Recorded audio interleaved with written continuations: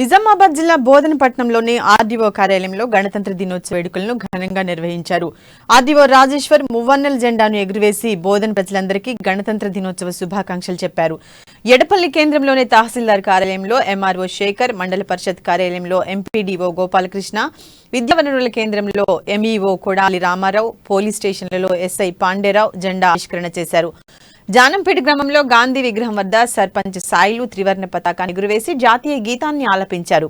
Edapalli, Jaitapur, జనకంసేట్ window కార్యాలయం వద్ద chairman పోలా మల్కరెడ్డి, నారాయణ, మిద్దె నరేందర్లు మువ్వన్నెల జెండాను ఎగురవేశారు.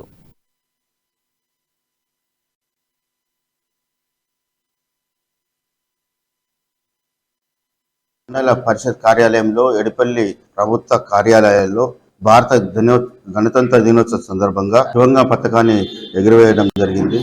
ఘనంగా ఈ పండుగ వాతావరణంలో ప్రజాప్రతినిధులు, అధికారులు, పిల్లలు, మహిళలు పెద్ద ఎత్తున పాల్గొని ఈ త్రివర్ణ పతాకాన్ని ఎగురవేయడం జరిగింది. భారతదేశ స్వాతంత్రం వచ్చిన తర్వాత రాజ్యాంగాన్ని ఏర్పాటు చేసుకొని ప్రపంచంలోనే భారతదేశాన్ని ఒక ఉన్నత స్థాయిలో భారతీయులు నిలపడం జరిగింది. భారతదేశము ప్రపంచంలో